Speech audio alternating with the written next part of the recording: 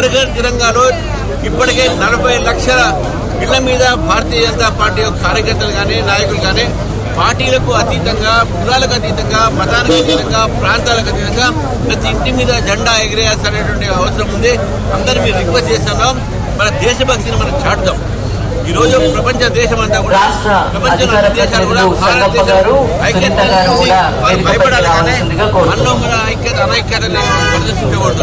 కానీ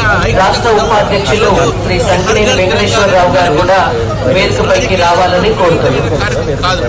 కాబట్టి నేను తెలంగాణ అందరినీ కూడా కోరుతున్నాను, ముఖ్యంగా యువకులు కోరుతున్నాను, ఈ హర్ ఘర్ తెలంగాణ ఇవాళ రేపు ఇళ్ల మీద జెండాలు ఎగిరేయండి, తెలంగాణ ర్యాలీలో పాల్గొనండి.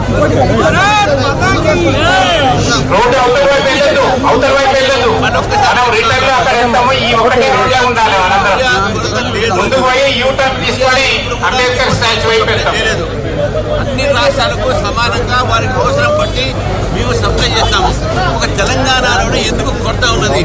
నేను తుమ్మల నాగేశ్వరరావు గారిని, రేవంత్ రెడ్డి గారిని అడుగుతా ఉన్నాను. మీ గతంలో కూడా చెప్పాము, మీకు రబీలో మీకు 12.6 లక్ష మెట్రిక్ టన్స్ వస్తే, ఖరీఫ్లో కూడా మీకు దాదాపు 6.0 వస్తే, ఇంకా రావాల్సింది కూడా మీకు కొన్ని వస్తున్నాయి.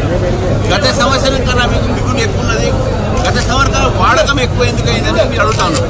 ఈ వాడకం, యూరియా వాడకం వల్లనే ఈరోజు కృత్రిమమైనటువంటి ఒక కొరత.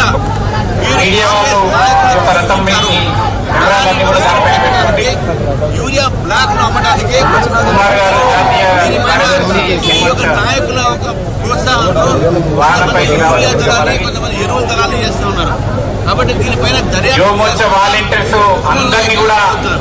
మీకు దమ్ముంటే నేను ఛాలెంజ్ చేస్తున్నాను. పేపర్లు మీరు తీసుకుంటే మాట్లాడతాము.